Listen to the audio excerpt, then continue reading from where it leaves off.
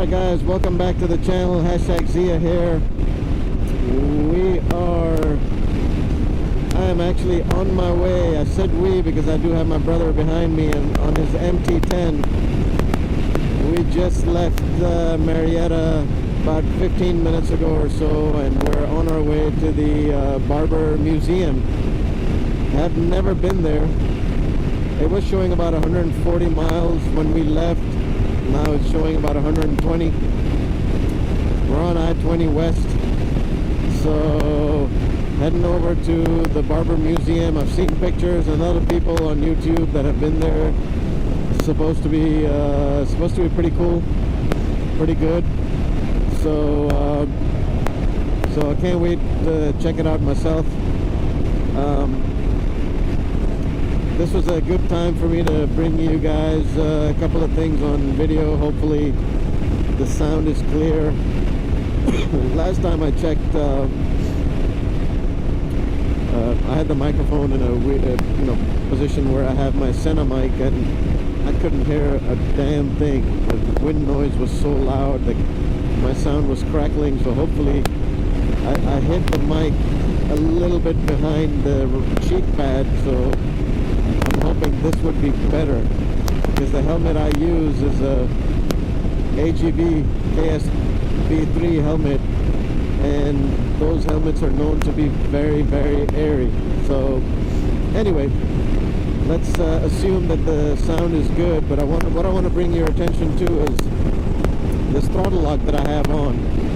A sport touring machine should have cruise control, but anyway, right down here, if you can see, I've got the Atlas throttle lock. It's not cheap. I think it was around 120 or 130 bucks. I can't remember. Anyway, coming back to the Atlas throttle, I found that the throttle, it comes with, it connects between your handlebar grips and the end of the handlebar, where you have your, start button and all that stuff. So what I noticed was that they give you these anti-slip strips. They're different thicknesses, different sizes that you have to put on the inside, because when you press this button, there's a metal piece that goes inwards next to the wall, which pretty much holds this in place. What I noticed was that there was not a single piece. You have to play around with each bike. With my bike, excuse me, I had to put 2-3 different sizes on. I had to put one size and put another size on top until I could find the right thickness for this Atlas throttle lock to actually hold. Because what would happen is, when I would hit the button for it to hold the throttle, because of the vibration, it would just close up. I'm going to go ahead and press the button in. We're going about 70 miles an hour, and I'm going to let go of my hand and see if it holds. So at the moment it seems to be holding it at 70 miles an hour. So if you're thinking of getting an Atlas throttle lock, just be sure not to give up on it. Play around with the rubber grips and find your right thickness that will enable it to hold the throttle in place. Alright guys, we are in Heflin somewhere. We just needed to take a quick pit stop, fill up gas on our way to Leeds. We're a little over halfway through already, on our way to Leeds to check out the Barber Museum. Let's see, don't have much to go. Have about 57 minutes, 67 miles to go, so not bad at all. Just heading out over here. We're hoping to get something to eat as well, but there's nothing here. I don't know what exit we ended up taking, but there's nothing. The roads were there's some construction going on, so it's not the best of roads, but still, I've seen worse. Not the worst either on I-20. So anyway, about to head out here towards Leeds. Not that far away. Pretty excited. So far the bike has been doing great. Not bad at all. So is the other one. That's the other bike we're traveling with, MT10. So anyway, time to get on our way. All right, heading out, about to catch the highway. Talk to you in a second, just to show you what kind of roads we're dealing with on the highway from Atlanta to the Barber Museum, Motorsports Museum. Looks like there's on and off construction going on, and we just passed the worst of it, I guess. It's a little windy too today, and the pollen is just kicking my ass. I just can't deal with the pollen. But anyway, so this exit only had 2 stations. One was this, one was the other one.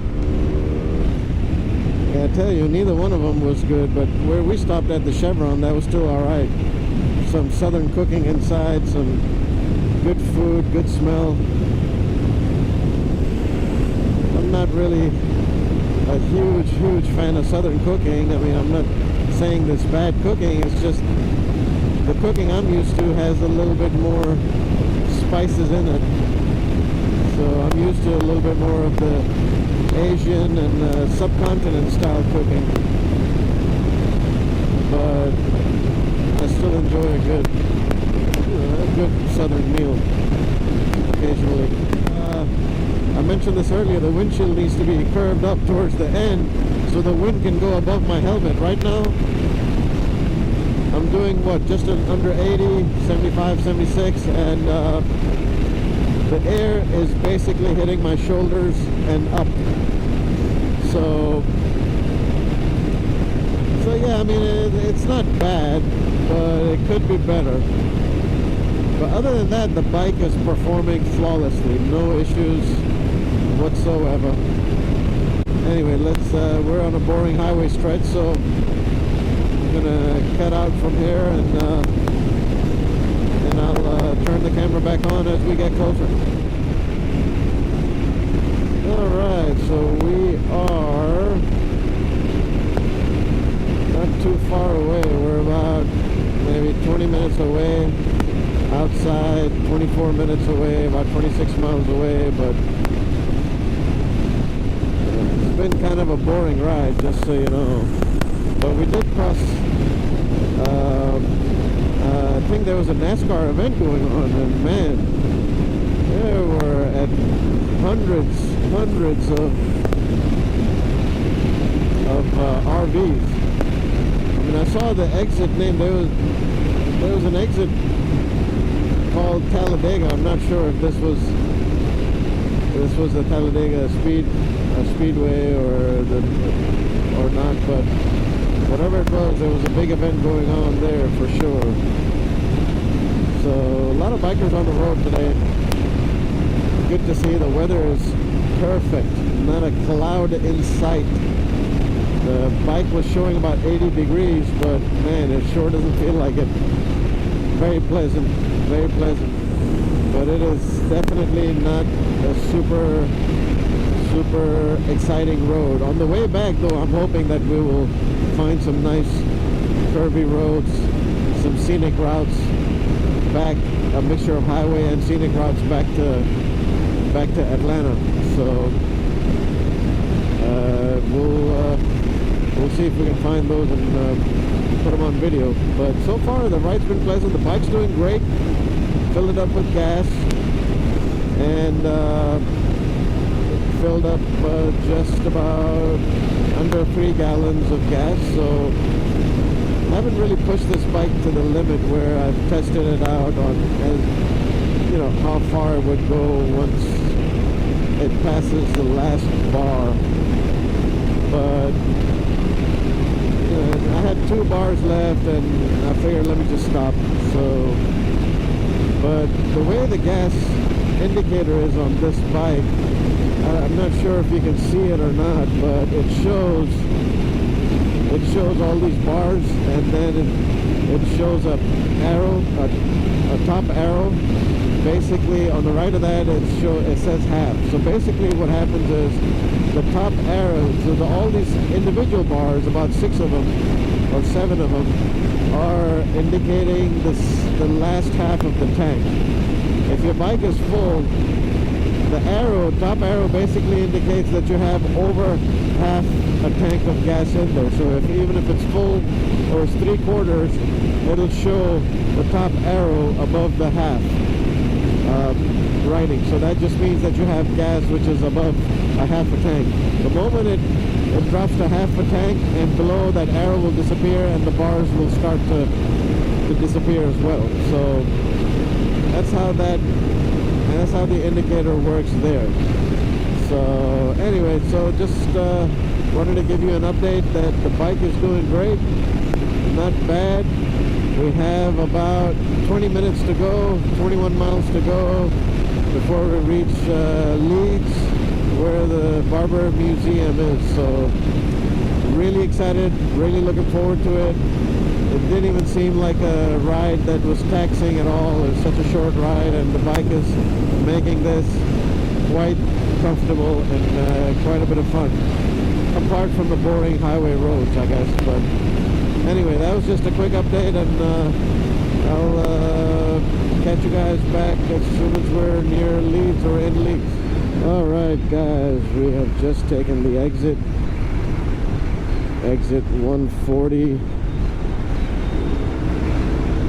Barber Motorsports Park right here, and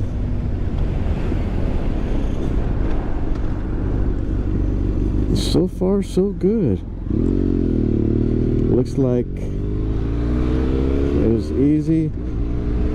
My butt was hurting a little bit, not much, not enough for me to stop or stand up or anything like that, but it was hurting enough that I had to just shift around in my seat a little bit. So yeah, I mean, that's something you need to think about, I guess. This is not the comfort seat, this is just the standard seat. So if that's something that bothers you, then you're probably better off getting a comfort seat or buying a standard, buying an aftermarket comfort seat. The only issue is that they are pretty expensive, $300-400 bucks, and I just don't want to spend that much money. What I did was I bought an Airhawk gel seat pad or seat cover cushion or whatever you want to call it, and I'm going to be using that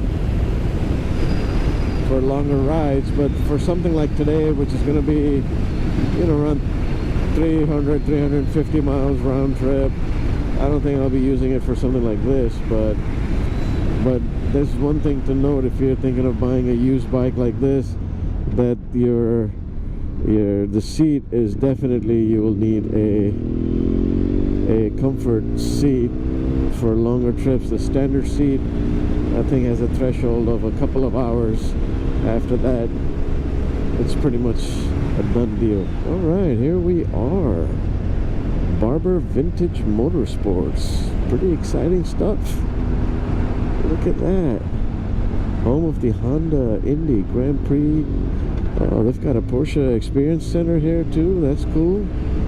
I did not know that. That is pretty damn cool. We have one in Atlanta too, by the airport, but I didn't know they had one here too. That's nice. So that's really cool. Ooh, nice. A lot of motorbikes here. A lot of bikes. Good to see, good to see. So I'm just gonna go ahead and pick a spot and park. Cool. Well, I don't know if they'll allow us to make a video inside, but we'll see how that goes. But as you can see, we got a bunch of bikes. All right, I'm gonna sign off for a second and come back on